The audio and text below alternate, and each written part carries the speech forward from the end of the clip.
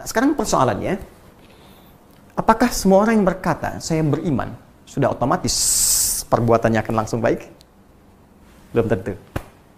Karena pernah ada kasus di zaman Nabi langsung, dicontohkan langsung di zaman itu, dan diberitakan kepada kita oleh Allah Subhanahu wa Ta'ala dalam Al-Quran surah ke-49 Al-Hujurat ayat ke-14.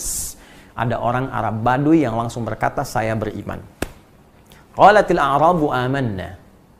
Ada orang Arab Baduy berkata, ya Rasulullah Muhammad SAW, kami telah beriman. Maka karena iman perkara hati, Nabi tak bisa langsung menilai hati orang kecuali dengan petunjuk Allah Subhanahu wa Ta'ala. Ya, maka diberikan petunjuk oleh Allah Subhanahu wa Ta'ala untuk menilai hati seseorang dengan bimbingan Allah Subhanahu wa Ta'ala. Maka kalimat keluar firman Allah Subhanahu wa Ta'ala diberikan pada lisan beliau, dikatakan, "Qul lam tu'minu." Katakan Muhammad sallallahu alaihi wasallam, kalian belum serius imannya. Tuh, belum sampai ke jiwa. Belum serius. Ya. Qul lam tu'minu, walakin qulu aslamna wa lamma yadkhulul imanu fi qulubikum. Tapi katakan, kamu baru masuk Islam.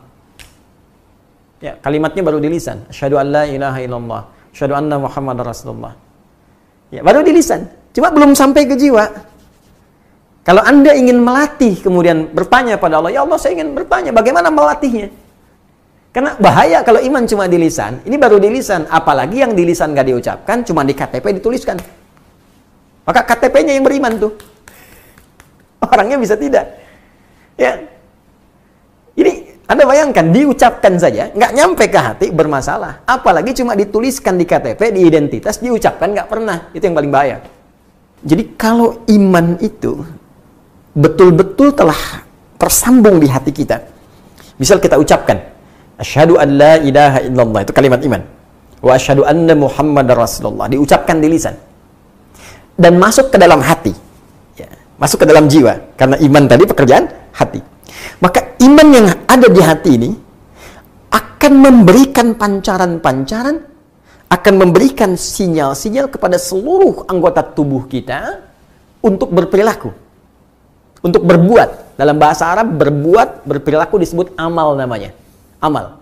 Ya, tangan beramal, kaki melangkah beramal, berperilaku. Ya, lisan berkata itu amalnya, telinga mendengar itu amalnya. Maka iman ini bukan sekedar hadir dalam jiwa. Maka dia akan diekspresikan, dibuktikan iman ini dengan memberikan sinyal pada seluruh anggota tubuh kita untuk berekspresi, berperilaku sesuai dengan bimbingan iman yang ada dalam jiwa ini. Karena itulah banyak ulama mengartikan ketika seorang sudah beriman, iqrarum bil lisan, ya, dia mengucapkan komitmen, ya, mengucapkan, menetapkan dengan lisannya, wa tasdiqum bil qalbi, dia benarkan, yakinkan dengan jiwanya, wal amalu bil jawarih. Setelah itu, iman yang terpatri di jiwanya akan membimbing seluruh anggota tubuhnya untuk berekspresi.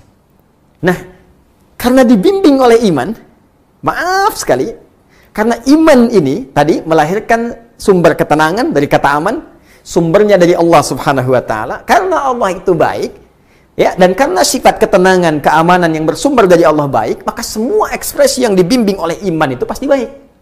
Dalam bahasa Arab, setiap kebaikan yang dibimbing oleh nilai-nilai yang baik, maka disebut dengan soleh namanya. Pekerjaannya amal, ya, perbuatan baik yang disebut soleh. Kalau kita satukan jadi amal soleh. Karena itu, semua orang beriman dalam setiap waktunya, apakah tidurnya, makannya, kerjanya, masaknya, nontonnya, semua yang dia kerjakan pasti soleh, pasti baik. Ya. Waktu yang dia gunakan pasti soleh. Waktu yang digunakan untuk beraktivitas disebut asr namanya. Turun Quran surah 103 Al-Asr. Allah berfirman, wal asr, demi waktu yang aku berikan pada setiap manusia untuk beraktivitas. Innal insana lafi khusr. Setiap manusia banyak yang rugi karena memanfaatkan waktu, karena menggunakan waktu, memanfaatkan waktu untuk perbuatan yang tidak penting, ya. Ada orang yang bisa terlepas dari salah menjadi soleh. Siapa dia? Illalladzina amanu wa amilu solihat. Coba lihat.